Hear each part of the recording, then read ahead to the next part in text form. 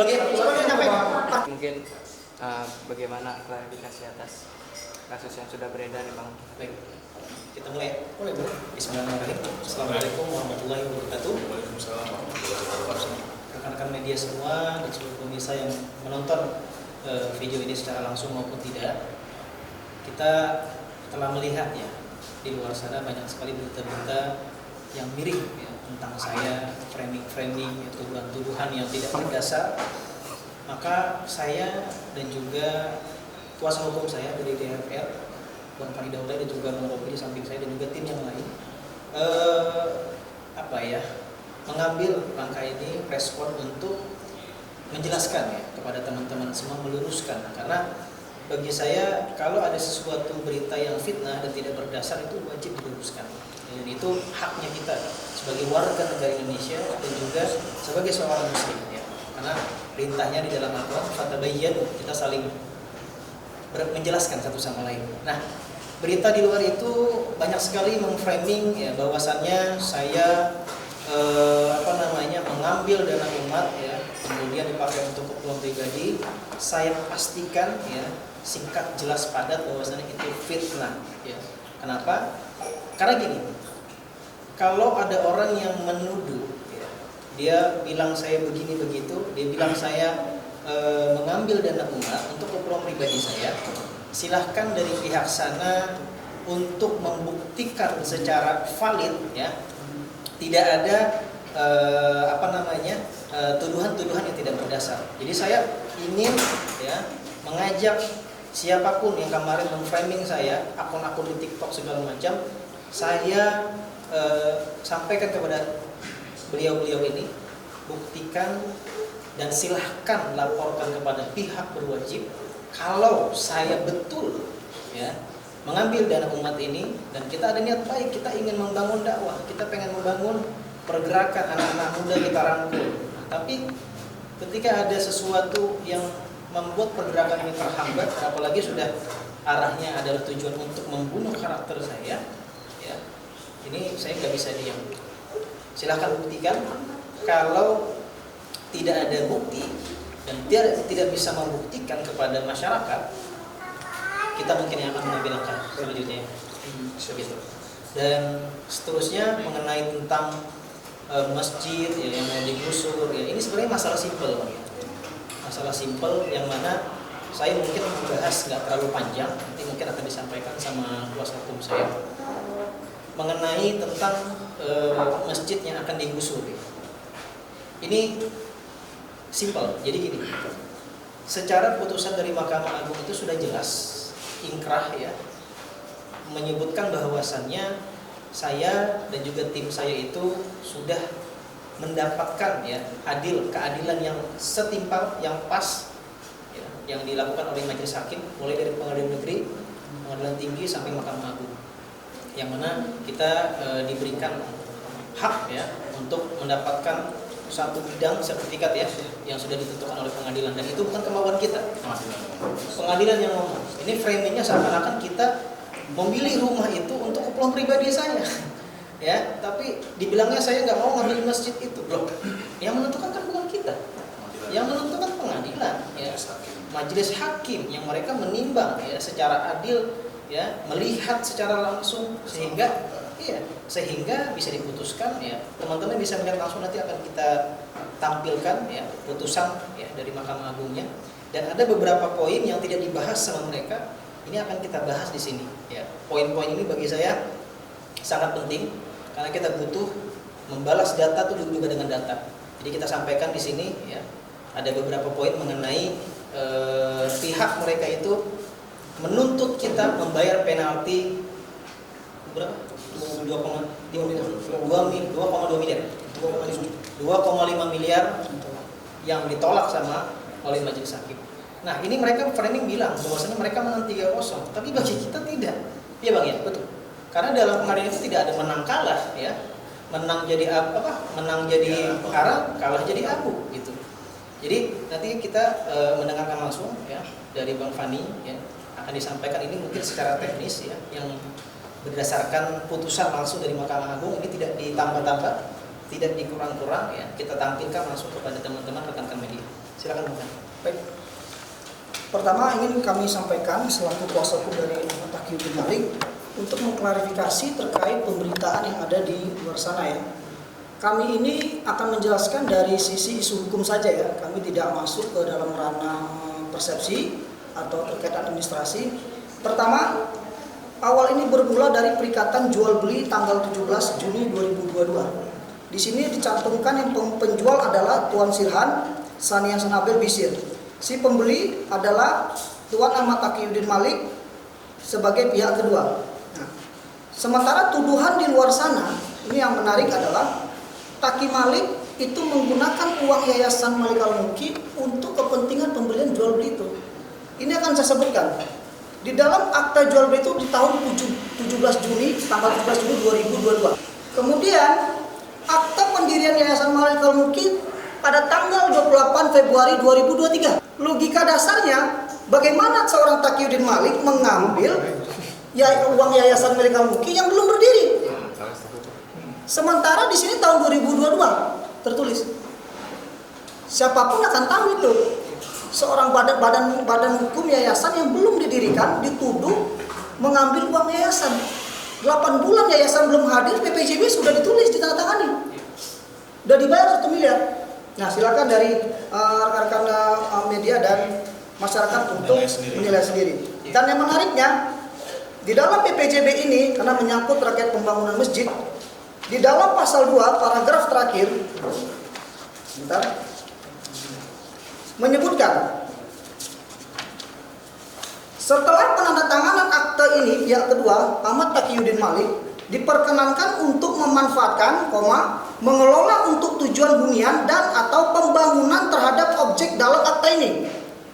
Artinya apa?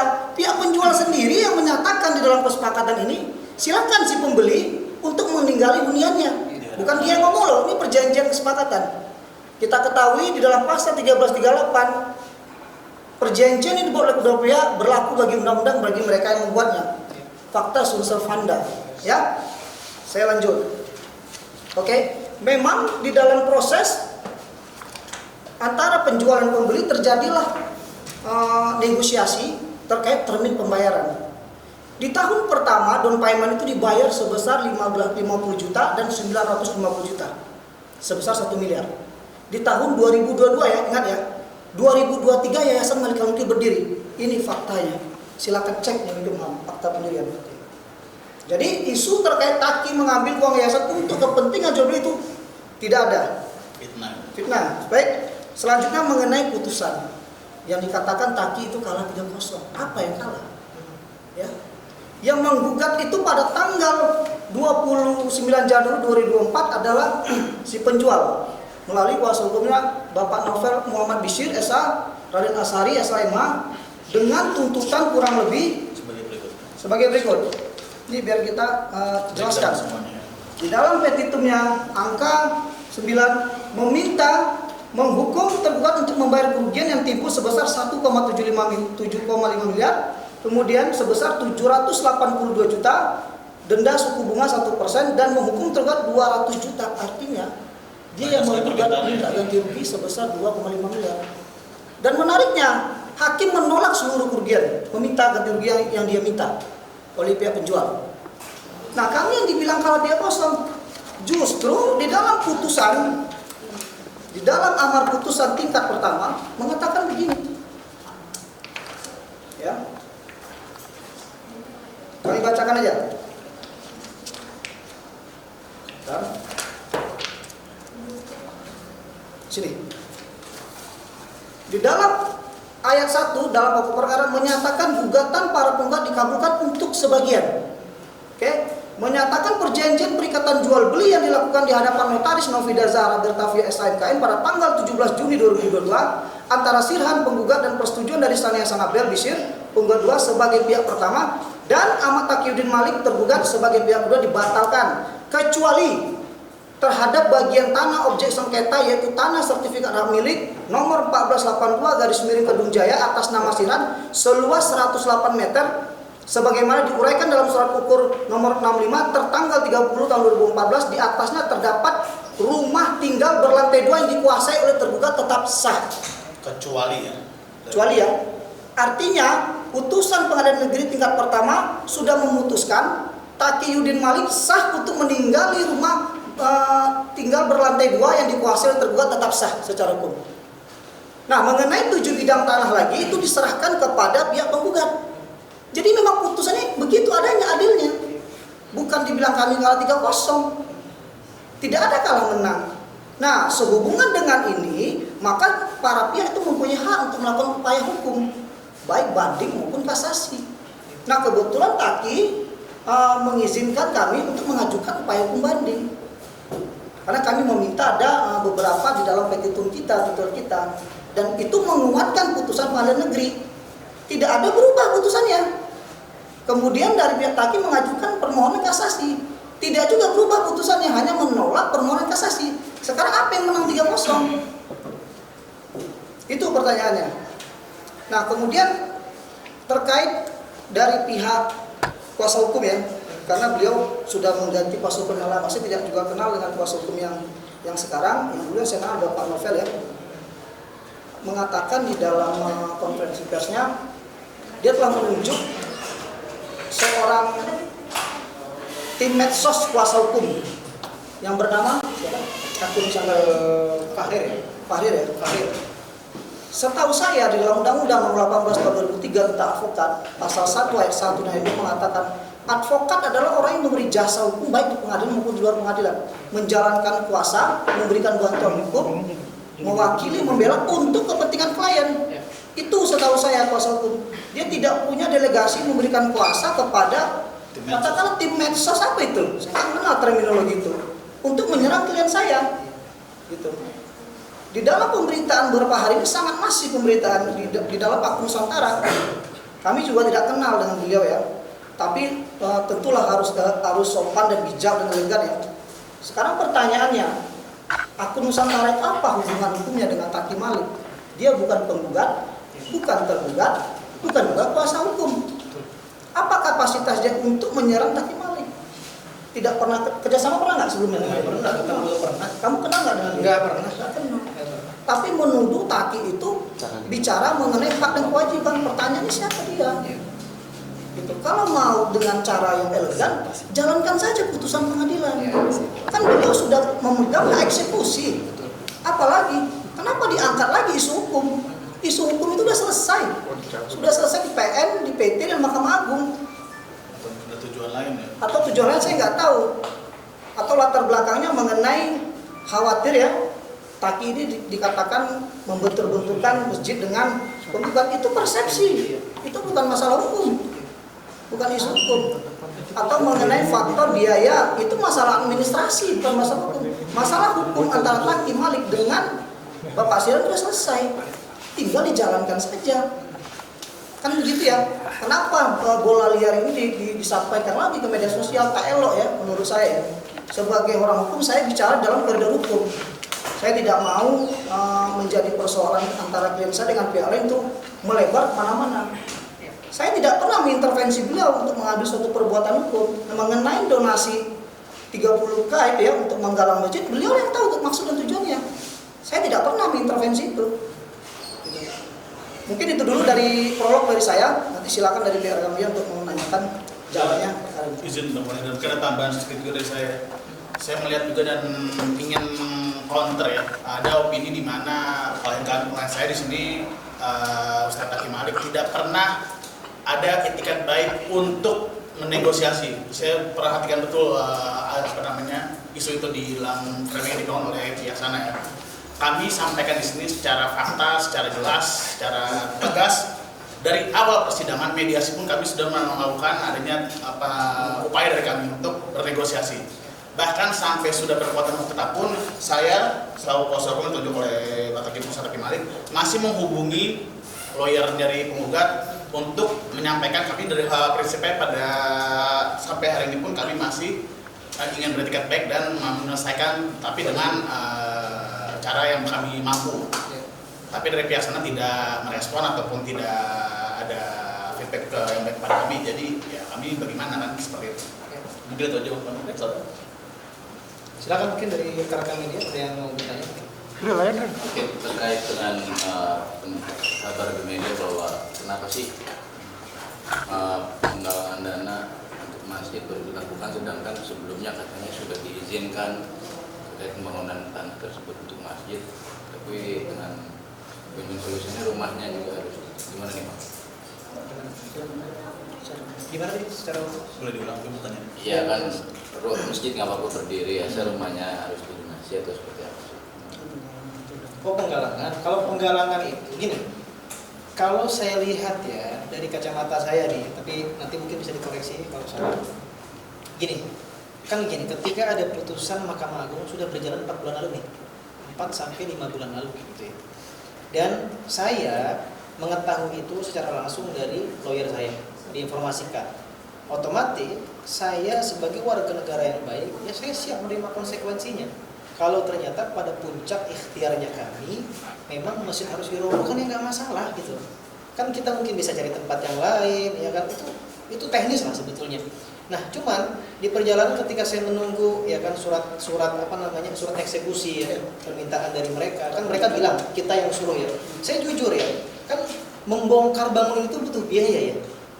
Dan saya jujur, saya belum bisa untuk mengeluarkan, bahkan mungkin bisa dibilang saya belum mampu gitu ya untuk mengeluarkan biaya membongkar segala macam bentuk di situ. Maka saya mempersilahkan kepada penggugat untuk mengeksekusi sendiri.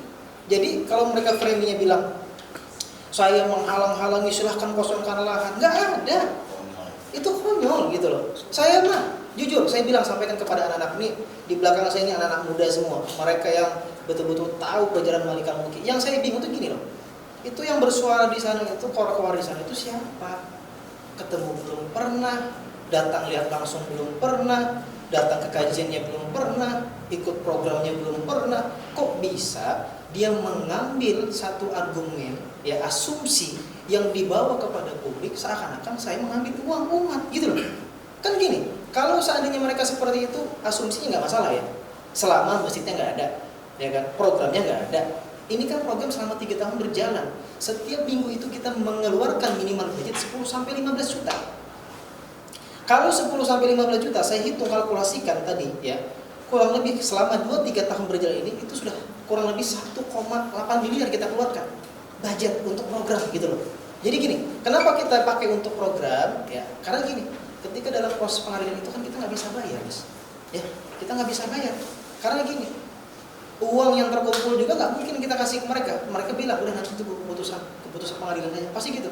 Nah, sehingga ini saya balik lagi, ini saya tegaskan kepada teman-teman rekan media gitu ya. Ketika ada putusan Mahkamah Agung itu, saya merasa kok tidak ada surat eksekusi. Jadi saya merasa mungkin dari pihak tanya ini ada kelonggaran lagi untuk bisa menyelesaikan sisa dari pembayaran itu. Mereka bilang tidak ada itikat baik. Bohong. Orang kita ada itikat baik, kita siang malam. Anak-anak ini semua saksi di belakang saya dikumpul mereka semua. Ngapain? Memikirkan bagaimana sisa 6 miliar itu selesai. Ya kan? Kita bikinlah. Iya, kita bikinlah program G30K. Satu orang cuma 30.000. Saya kan cuma ngajak. Yang mau ikut bersedekah silakan, toh itu buat dirimu sendiri, bukan untuk saya, ya kan? Ya kan? Yang nggak mau ya udah, jangan berkomentar gitu loh. Nah, sehingga dalam perjalanan itu kita menggerakkanlah ikhtiar terakhir kita, mengumpulkan 6 miliar sampai tanggal waktu yang ditentukan. Bayangan kita, mungkin kita dikasih waktu sebulan 2 bulan nih, gitu ya. Nah, di tanggal 20 Agustus keputusan itu saya sampaikan kepada anak, udah berarti sampai segini aja berarti kemampuan kita. Berapa terkumpulnya? 500 juta, kurang lebih 492 juta rupiah. Ini ada buktinya nih ya. Ini mutasi, ini nggak bisa dibantah. Kreditnya, debitnya keluar kelihatan semua di sini. Nih, silakan teman-teman lihat ya. Nih, naikin bang, naikin lagi. Bang, kalem. Ini saya scroll lagi ke bawah harus semuanya. Oke. Di sini kan jelas terlihat mutasi ya. Mutasi ini nggak bisa dibohongin ya. Kan seakan-akan saya di dalam pergerakan terakhir ini saya dibilang menggelapkan uang gitu loh. Kan keji banget fitnahnya. Dan saya nggak bisa main-main dengan hal seperti ini. Ini sudah menyangkut masalah kehormatan saya, ya kan, nama baik saya. Membangun reputasi itu nggak mudah loh. ya kan? Terus mereka gampangnya menghancurkan, membawa narasi-narasi yang jelek kepada publik, seakan-akan saya mengambil uang umat, kan jahat. Nih, di sini ya bawah nih saya perhatikan ini mutasi semua. Nah mereka mikir ini seakan-akan saya mengambil di sini gitu loh. Padahal tidak. Nah, kenapa waktu itu saya belum menghubungi pihak mereka? Karena saya pikir uang cicilan per bulan aja sesuai PPJB 667 juta. Ini baru terkumpul 500 juta. Mungkin nggak saya ngasih kepada mereka? Nggak mungkin. Pasti mungkin nunggu 1 miliar dulu, nunggu 2 miliar dulu, kan gitu. Gitu. Jadi kurang lebih seperti itu. Nih sebetulnya harus diluruskan ya, biar netizen, masyarakat itu bisa menilai secara sendiri gitu loh. Ini sudah bukan lagi tujuan untuk menyelesaikan masalah ya, membawa masalah-masalah pribadi ya kan. Bahkan saya lihat ada informasi di live dia ngajak siapa lagi yang bermasalah ini kumpul semua. Itu kan sudah nggak benar. Berarti kan bukan untuk menyelesaikan masalah. Gitu. Jadi saya jujur ya, ini saya sampaikan ke rekan-rekan, saya tuh paling nggak suka sebenarnya ya. Mungkin rekan-rekan tahu ya kalau saya tuh nggak suka ya untuk bikin press conference begini, ikut dia tampil di acara TV, karena tapi bagi saya ini menyangkut marwahnya saya ya, menyangkut dengan izahnya agama ya, kemudian menyangkut dengan masjid ya. Orang merasakan kebermanfaatannya kok. Silahkan tanya ke semua jemaah Malikal Mulki apa yang mereka rasakan. Makan dapat setiap malam, bensin dapat 1 orang 2 liter, kan kelihatan gitu loh. Kecuali misalnya programnya nggak ada, ya kan, masjidnya nggak ada, ya kan, tapi kan ada semua. Jadi silahkan. Makanya saya bilang tadi, ini poin yang harus saya sampaikan karena ini sudah keterlaluan ya. Ketika mereka memframing saya bilang begini-begini, bilang saya menggelapkan benar, silahkan buktikan. Kalau tidak bisa membuktikan, saya yang akan mengambil langkah hukum ya. Dibangun insya Allah. Begitu kurang lebih. Intinya menyampaikan resum jawaban dari Ustaz Hakim Malik. Dari semenjak sudah berkuatan hukum tetap putusannya sampai hari ini pun Ustaz Hakim Malik bukannya tidak mau meninggalkan kami sebagai warga negara yang baik, kami siap meninggalkan, tapi kami sampai saat ini masih berikhtiar. Ustaz Hakim Malik masih berikhtiar untuk bisa menyelesaikan. Jadi karena harapannya mudah-mudahan ada rezeki dari Allah bagaimana sampai saatnya ada diskusi, Ustaz Hakim Malik masih berkeinginan berharapan bisa menyelesaikan untuk mempertahankan usaha tersebut kurang lebih itu. Tapi awal pembangunan ada sudah izin atau seperti apa? Itu tidak, ini di dalam PPJB itu tulis klausulnya bahwasannya ketika kita mendp kita diizinkan untuk menghuni, ya bang ya, tinggal menghuni di situ dan diizinkan membangun bangunan. Nah saya sadar tanah itu kan belum lunas ya, belum selesai, makanya saya bangun masjid sementara, bukan masjid permanen. Semi permanen, bukan semi permanen, memang sementara, karena bahannya dari baja ringan, kemudian tembok yang di bagian kiblat sampai kanan itu tembok pagar perumahan. Kita sambungin gitu, karena kita tujuannya apa? Biar kalau suatu saat terjadi seperti ini, udah nggak apa-apa gitu loh. Ya, itu bentuk saya peduli ya. Padahal mereka mengizinkan. Kan mereka bilang kemarin bilangnya nggak diizinkan, ya kan? Ini tertulis, ya, dan itu nggak bisa dibantah. Nah, kemudian ya membahas tentang ada framing tentang ini wakaf belum selesai di tanah yang berhutang. Ini saya sampaikan kepada teman-teman rekan-rekan media dan semua pemirsa yang ada. Wakaf itu terjadi ketika sudah selesai tanah itu dibayarkan secara sempurna 9 miliar. Nah, bagaimana kita mau mewakafkan sedangkan kita masih belum selesai? Jadi ini kan bentuk ikhtiar kita. Kan awal itu targetnya kita setahun ini. Setahun, qadarullah, waktu itu saya mikir saya ada bisnis, ada proyek, bisnis lagi bagus. Nah, di perjalanan ada aja ujiannya, kita nggak tahu. Bisnis lagi turun segala macam ya kan. Bahkan saya sampai jual mobil Alphard saya waktu itu, ya kan. Itu teman-teman saksi, anak-anak Malikal Mulki. Selama setahun saya nggak punya mobil, saya naik ojek online bang, naik apa namanya kereta segala macam kemana-mana, nggak apa-apa saya bilang. Yang penting apa? Ini berjalan programnya, kebermanfaatannya dirasakan sama orang ya kan. Orang nangis, bahkan ada yang mau bunuh diri ya kan. Orang full tato badannya datang ke situ nangis mereka. Kenapa? Masjid yang seutuhnya yang diajarkan Rasulullah adalah masjid yang terbuka buat siapapun. Makanya kalau teman-teman rekan-rekan media datang ke sana, pasti ya nggak akan pernah melihat masjid itu terkunci. Wifi terbuka, cemilan kita siapkan, ada musafir jalan jauh kita siapkan bantal, kita siapkan cemilan, kopi tersedia semuanya, sehingga masjid itu menjadi tempat yang nyaman kembalinya hamba-hamba Allah kepada Tuhan. Gitu kurang lebih. Bukan hanya itu juga tapi dibikin seolah-olah Ustadz Bodong kolaborasi. Gimana? Dianggap sebagai Ustadz Bodong gimana nih? Oh begini, itu kan persepsi orang bermacam-macam. Orang punya hak untuk menilai itu sendiri. Tapi saya sampaikan, saya dari dulu tidak pernah mengakui ya, saya pengen sekali dipanggil ustadz. Ustadz itu ya dalam pesantren ya, lingkup pesantren, karena saya dari TK, SD, SMP saya pesantren yang menghafalkan Quran, kemudian SMA saya juga menghafalkan Quran dalam waktu 4-5 tahun selesai alhamdulillah 30 juz. Kemudian lulus dari SMA saya ngajar ya 2 tahun di Indramayu Cirebon, ngajar bahasa Arab, ngajar tahfidz Quran gitu ya. Kemudian dari situ alhamdulillah saya diizinkan sama Allah diterima kuliah di Al Azhar University ya kan. Di samping itu saya juga diterima alhamdulillah waktu itu di Madinah Islamic University, tapi saya lebih memilih Al Azhar. Nah, di Al Azhar ini saya sampaikan kepada teman-teman, saya tidak pernah mengaku saya bahwasanya selesai lulus di Al Azhar. Karena 2020 saya pulang ke Indonesia, Covid, saya menikah, saya tidak bisa kembali lagi, akhirnya saya putuskan saya tidak bisa nyambung kuliah di sana. Begitu. Jadi kalau dibilang Ustadz abal-abal itu haknya dia ya, itu kan persepsi masing-masing. Karena ada orang yang manggil saya abang, ada yang manggil saya mas, itu hak masing-masing. Kan sudut pandang orang berbeda-beda.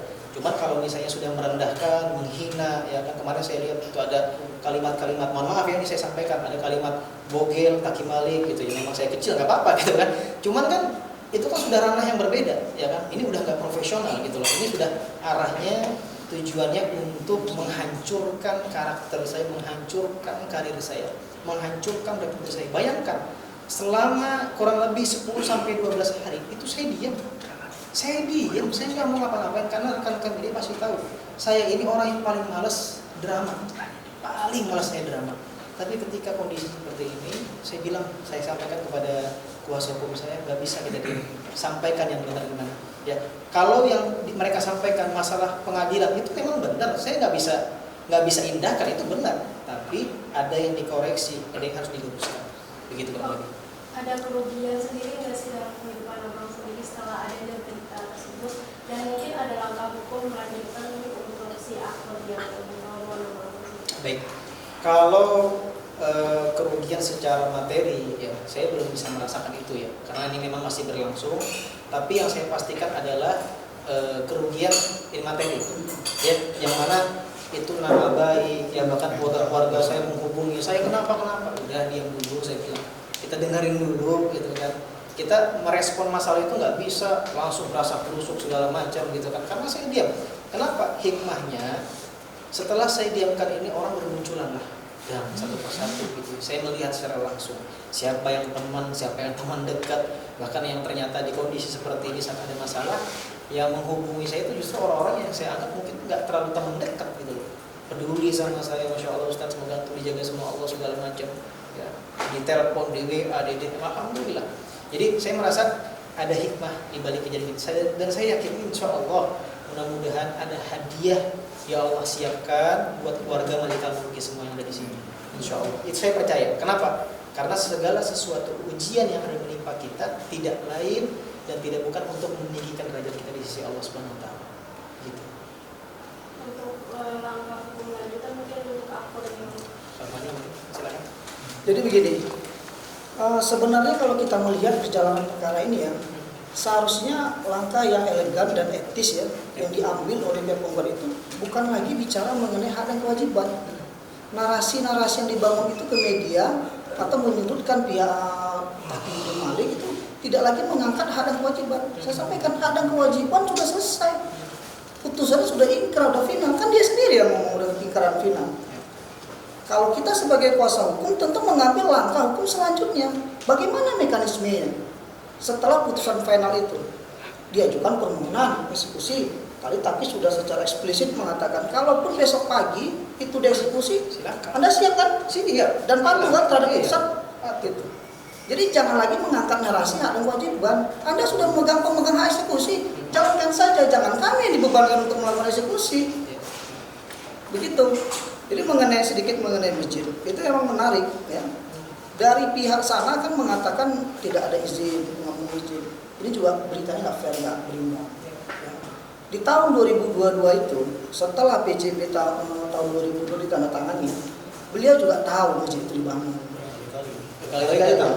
Sambil perjalanan masjid itu dibangun, cicilan dibayar juga, meskipun ada ya kita akui kita memang uang prestasi di situ, makanya dia maju buatan prestasi. Kita Kita kan tidak membantah itu.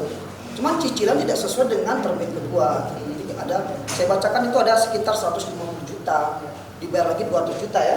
Yang bayar lagi sampai terkumpul 2,2 miliar 400 juta. Dan dia akui sendiri gitu. Jadi jangan bilang beliau semena-mena terhadap tanah yang beliau sampaikan gitu kan. Jadi kalau mengenai kembali lagi ya, Yayasan Malikal Mulki itu biar masyarakat juga paham, itu didirikan 2023. Ini aktanya, silakan aja. Saya bicara data. Perjanjian jual beli itu 2022. Kalau ada lagi mengatakan Taki mengambil uang Yayasan Malikal Mulki, makhluknya aja belum ada. Ini sudah dibayar. Sampai 2,2 miliar. Jadi menurut saya tak elok dan tak etis untuk menyampaikan hak dan kewajiban di medsos. Silahkan saja kalau kita bicara di koridor hukum. Tadi sudah disampaikan, kalaupun besok pagi dieksekusi, kami patuh dan tunduk pada putusan negara. Kami orang yang menghormati putusan pengadilan. Begitu, rekan-rekan media. Nah, mengenai apa tadi akun Nusantara itu ya, saya juga sebenarnya nggak bisa bicara panjang lebar ya. Mengenai itu saya juga nggak kenal dengan beliau ya. Tapi kalau melihat dari bukti-bukti itu sebenarnya beliau juga kita tanyakan kapasitas dia apa kayak gitu ya. Kalau Pak Sirhan yang pemilik lahan itu mengomentari, kita masih oke lah. Kita masih nggak apa-apa, dia mau ngomong apa aja kita nggak ada masalah. Kuasa hukum rekan saya di sana bicara itu kita hormati juga, kita sama berprofesi gitu ya. Tapi kalau bahasa jelas itu silakan aja direkam omongan akun Nusantara mengatakan saya tim medsosnya kuasa hukum. Saya tanya tim medsos kuasa hukum itu apa? Saya juga lama berpraktek, saya nggak kenal tim medsos kuasa itu. Yang ada antara klien dengan kuasa hukumnya. Apa tupoksinya, apa ruang lingkupnya yang harus dikerjakan sebagai penerima kuasa, setahu saya itu. Gitu. Dan yang lucunya itu adalah dia itu tidak ada hak ya untuk melihat ya secara langsung misalnya PPJB itu apa haknya dia ya Bang ya? Ya betul ya. Itu ditampilkan di medsos, dia nggak punya wewenang. Apa wewenang dia? Dia bukan kuasa hukum, ya kan? Keluarga saya juga nggak tahu. Pas ditanya Bang, apanya penjual apa yang punya tanah banyak gitu. Jadi, jadi ini apa ya? Saya rasa ini suatu framing yang bisa saya bilang ini jahat ya. Jadi kita ada niat baik, tapi itu diindahkan sama mereka. Kemudian yang kedua nih. Ini juga harus kita sampaikan. Ketika ada putusan Mahkamah Agung itu Bang, itu kan sudah berjalan 4-5 bulan. Sampai detik ini mereka tidak menjalankan perintah ya, amar putusan dari Mahkamah Agung itu. Apa salah satunya? Mereka tidak memberikan atau menyerahkan kepada kita sertifikatnya Bang. Ya Bang ya, sertifikatnya untuk dibalik nama. Justru mereka malah keluar di sosmed. Ini kan lucu sebetulnya. Ya kan harusnya mereka kasih kepada kita, serahkan eksekusi lahan itu sesuai dengan koridor yang sudah diatur sama negara. Udah selesai sebetulnya. Jadi nggak ada masalah yang harus diribut-ributkan. Ini haknya belum ini, kewajiban nggak ada. Sudah selesai secara hukum. Jadi nggak perlu dibahas lagi. Ya. Jadi saya sampaikan kepada rekan media, semoga apa yang kita sampaikan ini menjadi berita yang berimbang gitu loh. Jadi teman-teman masyarakat bisa menilai secara langsung ya kan, dan bisa melihat kedua belah pihak. Karena kemarin itu selama 12 hari saya diserang gitu, dicaci maki, dihina, pantesan ini begini kemana-mana, udah nggak jelas ini saya bilang. Makanya saya putuskan untuk bersuara ya, yang menyampaikan, bukan untuk membela diri. Bahkan saya bilang kepada teman-teman media, mungkin ini yang terakhir. Kenapa? Karena saya nggak mau berlarut-larut. Cukup ya. Jadi ini close statement kepada teman-teman semua. Semoga di luar sana teman-teman bisa menilai dan semoga masalah ini segera selesai. Itu saya minta doanya kepada rekan-rekan media semua. Karena ini bukan menyangkut pribadi saya lagi gitu, tapi ini menyangkut kemaslahatan banyak umat, ya banyak anak-anak muda yang mereka itu sudah nyaman dengan rumahnya mereka. Karena Masjid Malikal Mulki ini menjadi rumah keduanya anak-anak muda, terkhusus di Bogor. Itu ada yang datang dari Ngawi naik kereta, ada yang naik motor setiap minggu dari Serang perempuan, ada yang bahkan dari Lampung, ada yang dari Pelabuhan Ratu. Ya Allah, saya bilang, kalau begini masjid di seluruh Indonesia, kebayang nggak? Banyak orang itu yang insya Allah nggak kena lagi jubur, nggak kena lagi yang namanya pinjol, nggak kena lagi yang namanya narkoba. Makanya kita adakan malam minggu. Kenapa? Tujuannya biar mereka itu dialihkan dengan kegiatan yang positif, ya. Kajian, ada ngajinya, kemudian ada mabitnya, ada qiyamul lailnya. Mudah-mudahan nanti rekan-rekan ini bisa hadir ke sana insya Allah. Tapi kan kita belum tahu nih ya, apakah kita masih bisa berjalan ya, sehingga kegiatan kemarin kita hentikan dulu sebentar, begitu kurang lebih. Tambahan sedikit ya mengenai Akun Nusantara. Di situ yang pemberitaan masif ya, ada beberapa 14 kurang lebih video ya bersama klien saya, Pak Taki ya. Di situ memang ada mengatakan dalam pembicaraan dia dengan beberapa pihak mengatakan Ustadz yang mana itu yang ya bogel-bogel gitu ya, itu kan konotasi yang negatif ya, body shaming gitu ya. Setelah itu dia sebutkan lagi yang Taki Malik gitu. Nah, jadi klien kami merasa kok caranya begitu gitu ya. Kan beliau juga udah katakan menang 3-0, ya silakan. Sudah ya, saya hanya mengklarifikasi aja. Gitu. Saya hanya mengklarifikasi ya. Jadi kalau mau dari pihak sana untuk menjalankan eksekusi ya silakan saja. Ya kan? Tadi sudah sampaikan. Di situ kan tertulis di amar tergugat untuk mengosongkan 7 bidang tadi. Tadi sudah disampaikan. Beliau kan butuh biaya juga untuk membongkar segala macam ya. Kan di hukum itu ada yang menyatakan begini, menghukum tergugat untuk segera mengosongkan. Pertanyaan selanjutnya, apabila tergugat tidak mau mengosongkan, apa langkah selanjutnya? Ya mohon eksekusi. Itu koridor hukumnya. Sesimpel itu. Iya, dari tadi saya katakan juga dia tidak akan menghalangi eksekusi. Besok pagi dieksekusi lahan. Antum siap nggak? Silakan. Nggak ada Siap. masalah. Tidak akan dihalang-halangi, tapi jangan rumah hunian yang telah berkekuatan hukum tetap sah. Yang telah dikonversikan sebesar 2,2 miliar itu adalah hak Taki untuk mendiami rumah itu. Itu saja. Mungkin sedikit. Tadi luas lahan yang sedikit itu berapa Bang yang disekentat? 1.200 ya kurang lebih. Itu tidak termasuk rumah hunian. Rumah hunian termasuk. Termasuk. Kalau rumah itu 105 meter persegi. Ini saya sampaikan terakhir, ini juga penting. Ini banyak pertanyaan-tanya. Kalau seandainya rumah itu sudah menjadi balik nama atas nama pribadi, ini saya katakan kepada teman-teman. Kan ada yang namanya uang saya pribadi gitu ya. Ada juga orang yang mau support gitu ya. Dia mau beramal di situ gitu ya. Beramal jariah. Saya katakan sama teman-teman, kalau seandainya rumah itu sudah diserahkan sama kita, niatnya saya, ini saya sampaikan ya, mudah-mudahan diterima dengan baik sama teman-teman yang sudah bersedekah berinfak di Malikal Mulk. Apa yang saya lakukan? Jual rumahnya, laku rumahnya, insya Allah hasil uangnya nanti kita akan berikan atau kita donasikan kepada masjid-masjid pelosok yang membutuhkan di pedalaman. Misal, itu contoh. Dan nanti kita akan transparan dan akan kita kawal secara terbuka. Harganya berapa, dealnya berapa yang terdistribusi. Jadi teman-teman, ini janji saya kepada teman-teman, kawal ya sampai haknya teman-teman itu betul-betul tersalurkan kepada kebaikan. Ya, karena saya nggak mau nanti dia beli rumah umat segala macam, walaupun ada uang saya di situ kan saya nggak perlu ngomong ke teman-teman saya habis bersedekahnya nggak mungkin. Kenapa? Ini perlu saya sampaikan bahwa berita yang berada di luar sana itu tidak betul semua ya, tidak baik menyampaikan sesuatu yang tidak sesuai dengan fakta dan sebenarnya. Gitu teman-teman. Oke. Terima kasih semuanya. Rekan-rekan media, sehat selalu. Thank you. Terima kasih.